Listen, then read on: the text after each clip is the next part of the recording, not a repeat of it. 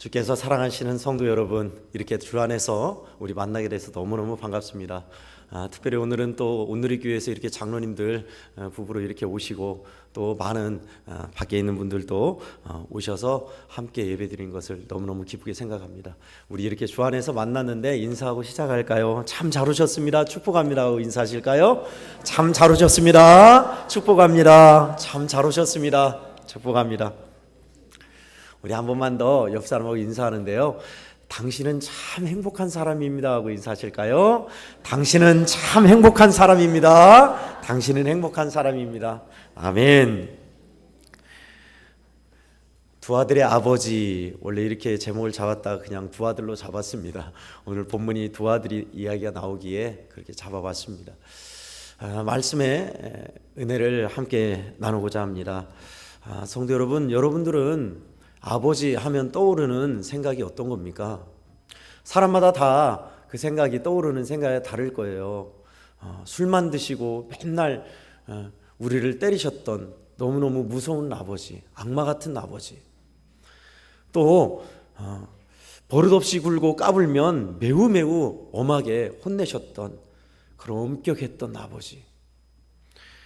때로는 이런 분도 계실 거예요. 너무너무 말이 없으셔서 도무지 속을 알 수 없는 분, 과묵하게 일만 하시는 분. 저한테는 개인적으로 이렇습니다. 과묵하시지만 자그마한 챙겨줌으로써 자애로움을 진하게 드러내는 분. 여러분들은 다 아버지에 대한 생각이 다르실 겁니다. 어떤 분은 반대인 분도 계실 거예요. 너무너무 자상하셔서 이야기를 많이 나누시는 아버지, 요리를 잘해주신 아버지, 나를 잘 업어주셨던 아버지, 다 다르실 거예요.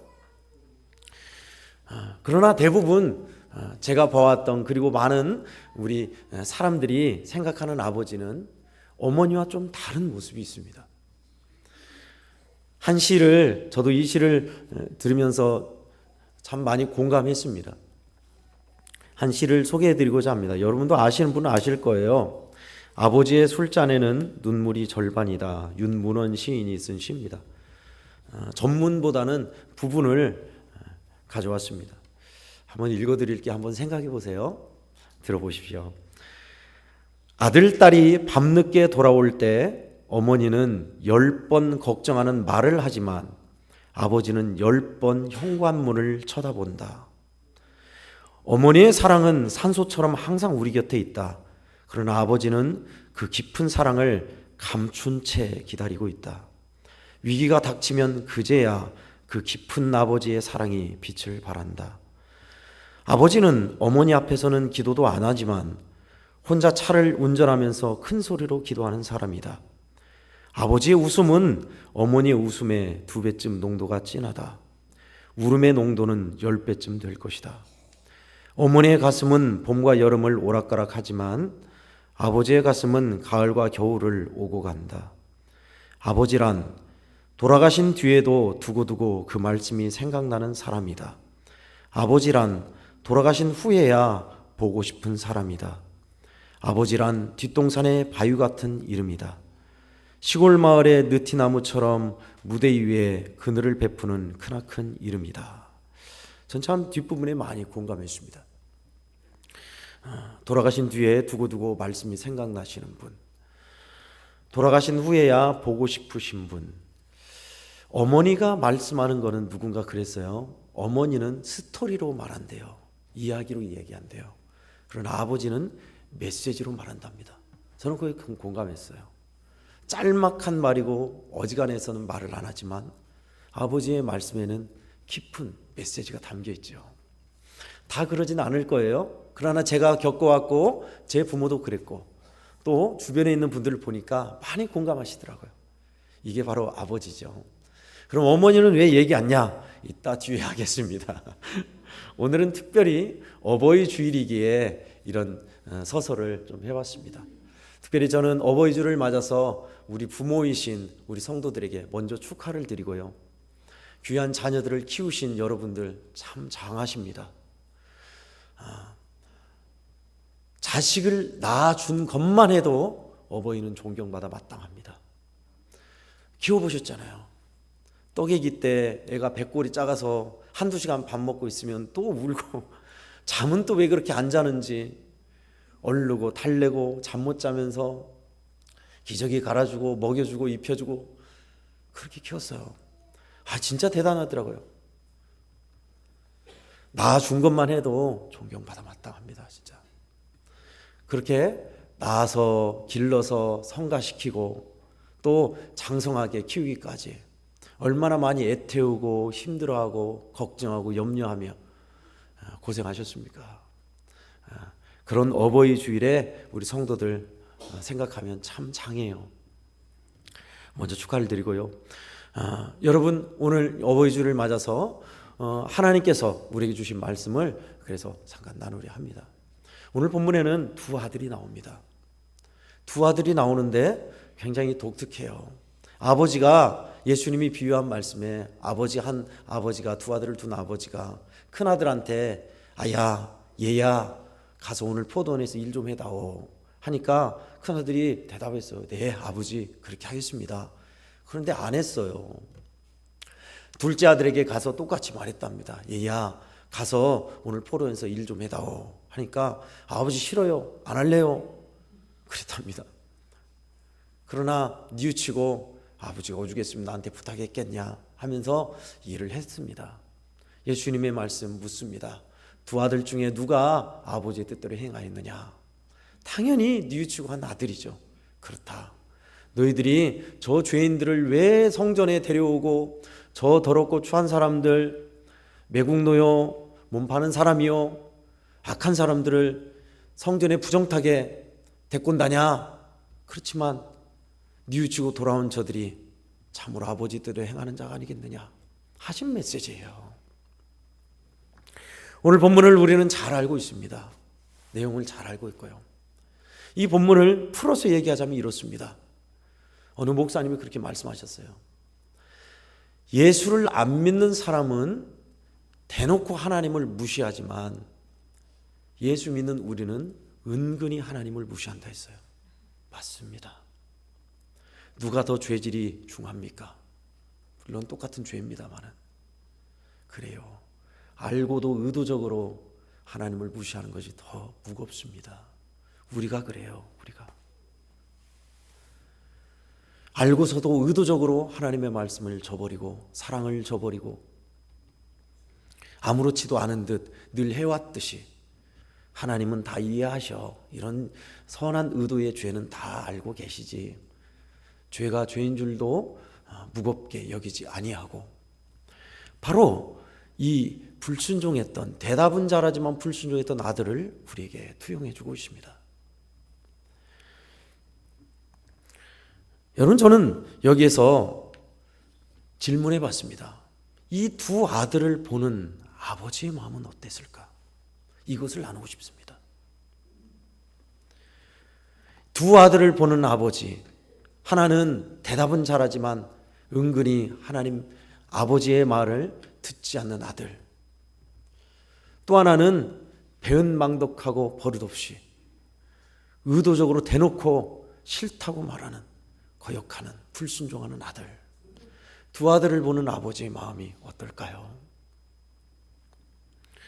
성경에는 은근히 두 아들 이야기가 많이 나옵니다. 창세기 4장에 두 아들 가인과 아벨이 나오고요. 야곱과 에서가 나오고요. 또 여러분 너무나 잘 아는 누가복음 15장에 큰아들 작은아들이 나옵니다. 오늘 본문에도 두 아들이 나오네요. 참 두 아들이 대비적으로 나와요. 그죠? 두 아들을 그 아들을 둔 아버지 부모의 마음은 뭘까요? 어버이 주일은요 이 부모의 마음을 이해해야 합니다. 어버이 주일은 그동안 들어왔어요. 부모께 잘하라 땅에서 장수하고 복받는 길이다. 부모께 잘해서 잘못된 사람 봤냐? 부모님을 기억하고 공경해야 한다. 늘 들어왔죠. 그 공경 부모님께 잘하는 것은 부모의 마음을 헤아리고 이해하는 겁니다. 자, 그러면 어떤 마음을 이해해야 할까요? 두 가지를 짤막하게 나눌게요. 먼저 첫 번째는 돌아오라입니다. 오늘 본문에서 여러분이 느끼는 게 뭐예요?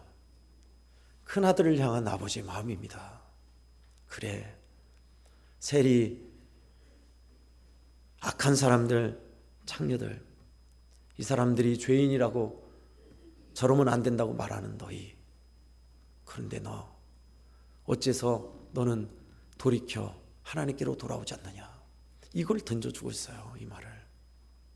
돌이키라, 돌아오라, 다시 오라.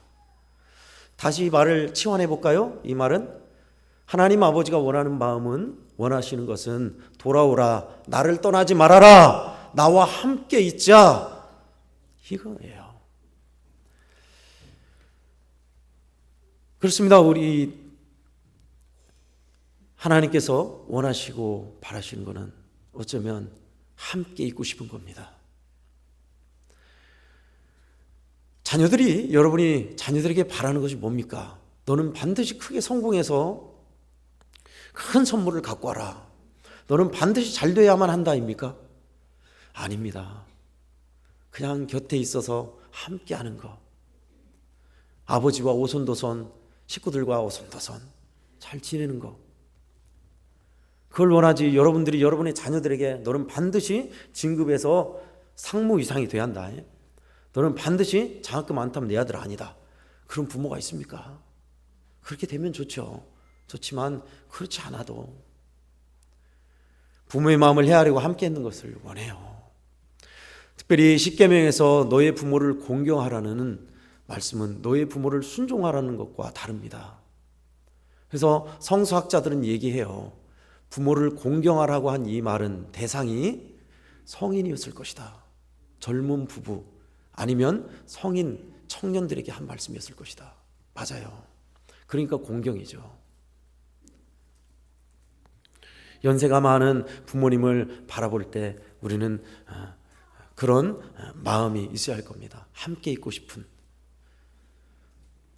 부모의 마음을 헤아릴 줄 아는 그 말입니다. 그러면 어떻게 하면 부모님과 함께 있고 부모님을 떠나지 않는 모습일까요? 그것은 바로 대화하고 주물러 드리라 라는 겁니다. 어떤 목사님이 한 말씀인데 저도 진짜 공감했어요. 저도 많이 이렇게 못했거든요. 성인이 되면서 점점 부모와 대화가 적어지죠. 그 대화가 많은 가정은 조금 드뭅니다. 성인이 되면서 내 사생활이 더 많아지고 내 생각이 있기 때문에 그렇습니다. 퇴근하고 와서 또는 멀리 기숙사에 있다 집에 와서 얼굴만 비치고 방문을 꽁꽁 닫고 컴퓨터나 인터넷 또는 내 할 일만 하는 자녀를 보면 참 마음이 휑하죠. 더 나아가 성가해서 직장 생활을 하고 멀리 객지에서 사는 아들이 또는 딸이 와서 함께 있고 싶은데 친구 만나러 왔다 갔다 다른 일에 바빠서 잠만 자고 간다면 참 부모님 마음은 서운합니다. 그래서 우리는 부모님의 마음을 헤아린 것은 대화를 하는 겁니다. 하루에 있었던 일 다 부모님께 가서 어머니 오늘은 이런 일이 있었어요 하고 물어보고 이야기하고 어머니는 어떻게 지냈어요? 하면서 퇴근하고 와서 이야기를 해드리고 말벗을 해드리는 거. 아버지에게 아버지 이럴 때는 어떻게 합니까? 하고 물어보고 이야기를 구하는 거. 물론 자기 생각 알죠. 세상을 살았으니까 판단해서 어떻게 해야 할지 알죠. 그런 말씀드렸습니다. 부모는요 자기 자리를 잡을 때 좋아해요. 어머니 아버지는 늙고 힘이 없으시니까 보호해 드려야 하니까 아무것도 하지 말고 가만히 계십시오 하면 안 돼요. 이야기거리를 해드려야 돼요. 내가 할 줄 알아도 어머니 이거 어떻게 해야 돼요? 물어보면 좋아하세요. 저는 한 번도 그런 적이 없었습니다. 의당 내가 알아서 한다. 내 앞가림 내가 한다 하고 했었기에 그래서 어머니나 아버지는 함께 있고 싶으셨던 것 같아요. 1926년생이니까 올해 100세시겠네요. 살아계시면. 어머니는 1932년생이니까 올해 94세쯤 되시겠네요. 늦게 나왔습니다. 근데 늘 저와 함께 있고 싶어 하셨어요. 어딜 가면 언제 오냐 대문 밖에서 기다리고 계시고 군대 갔다 와서 막 옷 다리고 누구 만난다고 막 할 때도 건너방에서 다시 와서 옆에서 바느질하고 계시고 같이 있고 싶은 거죠. 하나님의 마음도 마찬가지입니다, 여러분. 하나님을 떠나서 내 마음대로, 내가 원하는 대로, 내 방식대로 사는 거, 하나님은 늘 함께 하시며 은혜 베풀어 주시며 도와주고 싶어 하시는데, 세상으로 다른 길로 나가는 우리에게 돌아오라, 나를 떠나지 말라, 함께 있자 하십니다. 대화를 한다. 또 하나는 주물러 드리라 인 겁니다. 맨날 다리 아프고 어깨 아프고 하니까 야, 다리 좀 주물러 줘라. 저는 왜 그렇게 그게 싫었던지, 피곤한데 이걸 또 주물러라는 이랬어요. 참 불효를 많이 저질렀습니다. 사람이 사람과 터치하는 거요, 스킨십, 안아주고 악수하고 보듬고 주물러주고 하는 거 말입니다. 이것이 우리 정서적으로 건강에 굉장히 영향을 미친다는 것이 연구 논문이 나와 있습니다. 뉴욕대에서 한 연구 논문에 의하면 환자들이 있는데 환자의 두 부모를 실험 대상으로 조사를 했대요. 아픈 부모에게 자녀들이 자주 찾아와서 만져드리고 주물러드리고 악수하고 안아드리고 한 부모와 그렇지 않고 관심도 두지 않고 그냥 병원 치료만 하는 부모를 보니까 헤모글로빈 수치가 월등히 달랐답니다. 훨씬 자주자주 뵙고 안아드리고 한 부모가 훨씬 더 면역이 좋아서 빨리 퇴원했다는 그런 논문이 하나 있습니다. 몇 분이겠습니까? 우리는 본능적으로 알죠.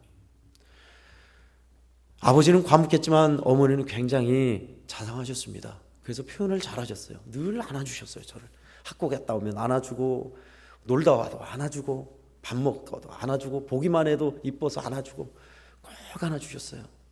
저는 그렇게 자랐습니다. 그래서 그런지 저는 사람들과 터치하고 스킨십하는 게 자연스러워요. 저는 표현을 잘해요. 여러분이 잘 알죠? 우리 애들 보듬어주고 안아주고, 성도들도 손잡는 거 좋아하고, 우리 성도들 안아주는 거 저 좋아해요. 제가 그런 사랑을 받았기에 저는 자연스러워요. 부모님도 마찬가지입니다. 부모님 손 잡아보지도 않고 겉으로 대화만 하고 쌩하니 무슨 정이 있겠어요? 어머니 어깨도 주물러 드리고 아버지 잠마도 해드리고, 어린애들, 그런 거는 청소년 애들, 어린애들만 하는 겁니까? 아니요. 나이가 많고 연만하신 극노인 된 부모님께도 해드리면 좋습니다.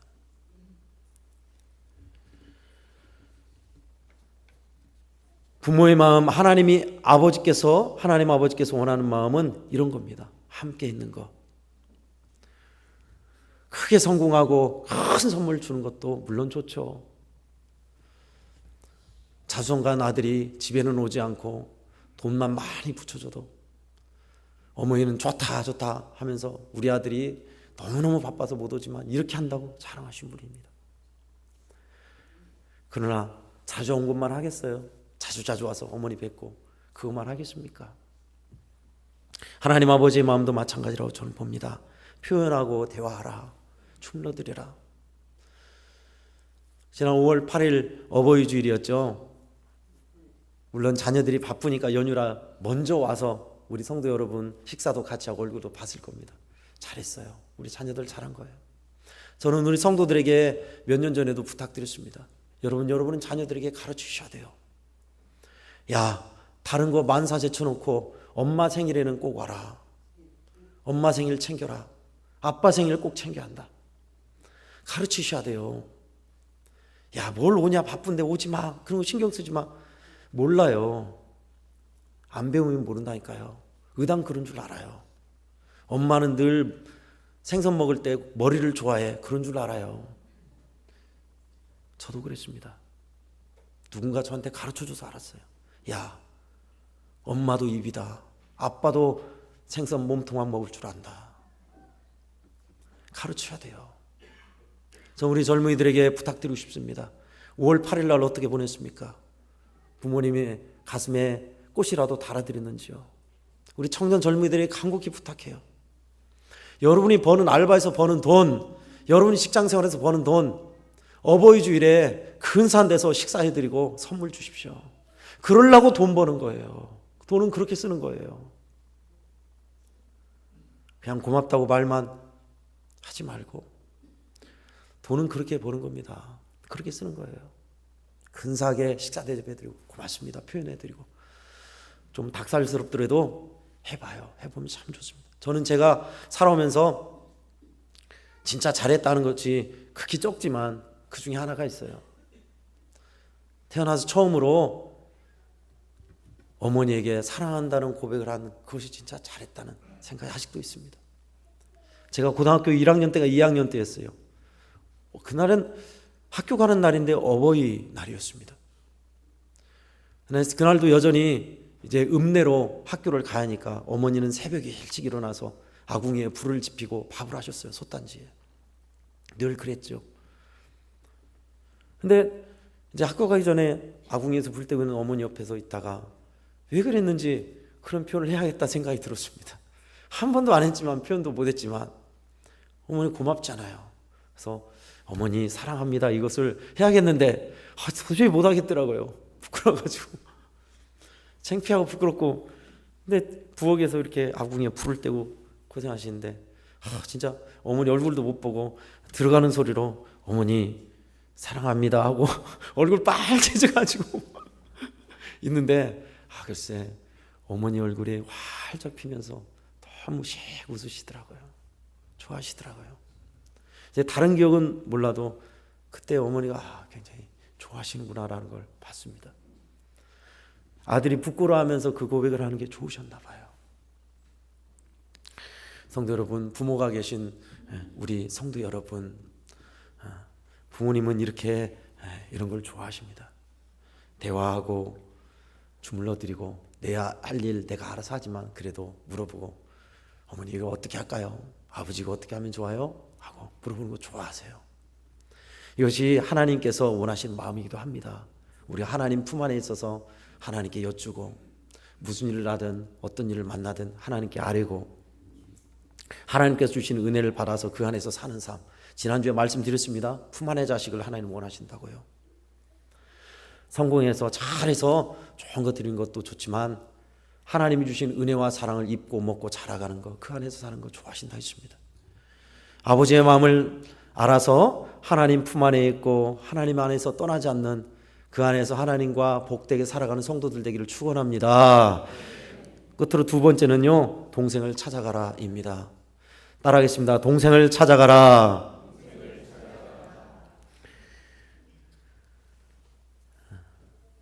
막대 먹은 자식이 있다면 그 자녀들은 다 너 때문에 진짜 엄마 아빠 고생한다. 너 왜 그러니?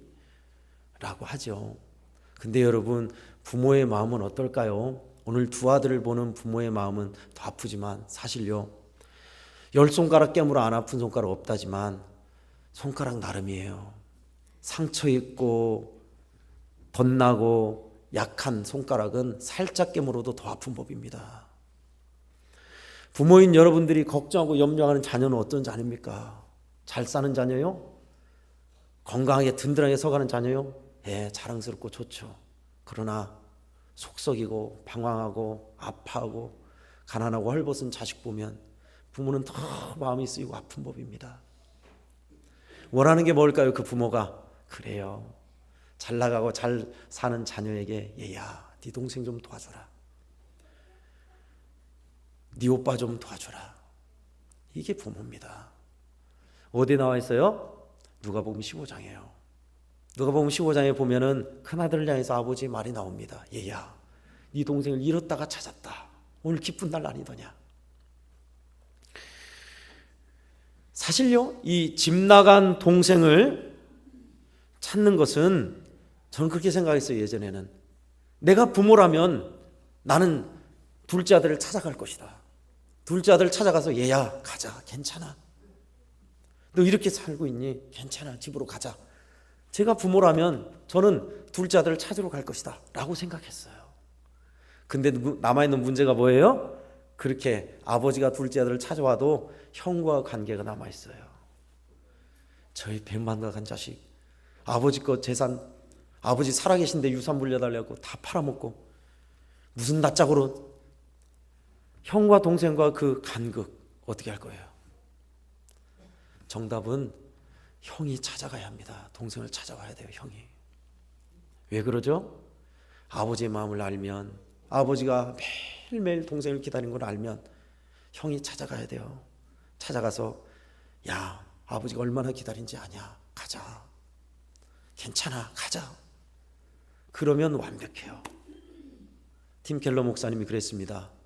저와 우리 죄 많은 우리 인생을 위해서 맏형이신 그분이 찾아오셨어요. 예수 그리스도 그분이 오셨어요. 하나님이 너를 얼마나 사랑하신 줄 아냐? 가자, 돌아와, 괜찮아. 그게 십자가의 메시지였습니다. 저는 가인과 아벨도 그렇지만 에서와 야곱에서 가끔 엉뚱한 생각을 해봅니다. 야곱이 형의 축복을 가로채서 멀리 수백 킬로 떨어진 외갓집으로 도망갔잖아요. 만약에 에서가, 어머니 아버지 품에 있던 에서가 동생을 그리워하는 아버지 어머니의 마음을 알고 스스로 찾아가서 야곱에게 찾아가서 야, 괜찮아, 엄마 아빠가 얼마나 너를 기다린 줄 아냐, 가자 해서 데려왔다면 얼마나 아름다웠겠어요. 그죠? 하나님은 저와 여러분에게 하나님의 잃어버린 양, 하나님의 아픈 손가락을 찾아가기를 원하세요. 같이 믿노라 하면서도 여전히 죄 가운데 방황하고 하나님을 떠나 죄악 속에 헤매며 방황하는 우리 지체들, 예수 그리스도를 믿지 않고 고난 중에 눈물짐에 있는 우리의 이웃들, 영혼들, 잃어버린 동생이에요. 찾아오라고 주께서 말씀하시는 것입니다.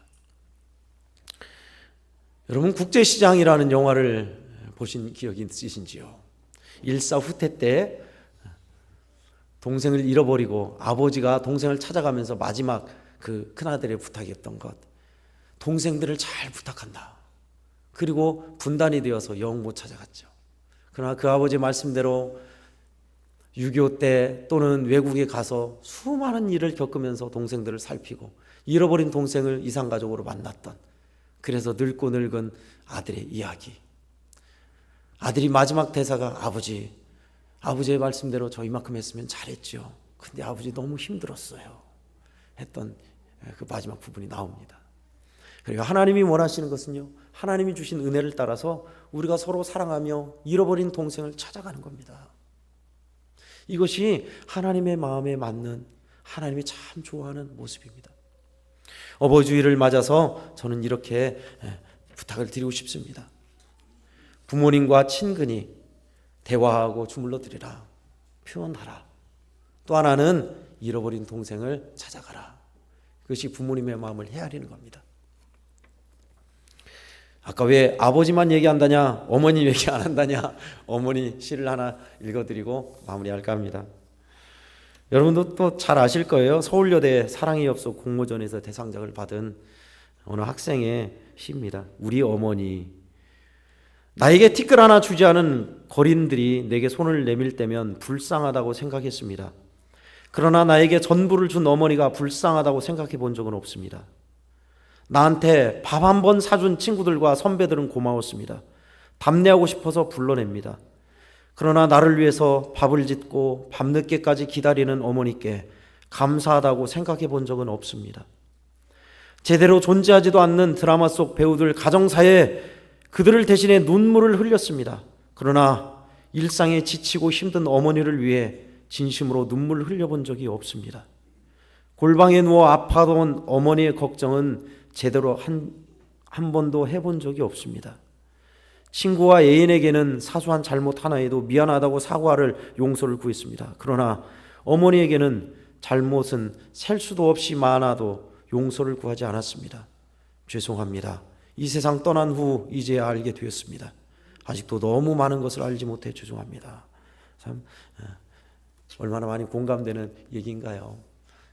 어버이주를 맞아서 안 해봤다면, 그동안 해왔지만 다시 한번 따뜻한 마음으로 어머니 아버지 고맙습니다 한번 표현해 보면 어떨까요? 하나님께로 향해서도 하나님 얼마나 많이 참으셨습니까? 말 안 듣는 저를 그래도 참아주시고 은혜 주시니 하나님 고맙습니다. 이 표현해 보면 어떨까요? 그렇게 복되게 아버지 품 안에 살아가는 우리 모든 성도들 되기를 예수님 이름으로 축복합니다. 아멘. 하나님 아버지 감사합니다. 우리에게 하나님은 참 훌륭한 부모님을 주셨습니다. 좋은 부모님 만난 것을 너무나 감사합니다. 수고하고 애쓰는 우리 부모인 우리 성도들 위로하여 주시고 하나님 아버지의 마음을 알아서 아버지 품 안에 아버지와 함께 살아가는 저희들 되게 하시고 하나님뿐만 아니라 아버지의 마음이 무엇인지도 알았습니다.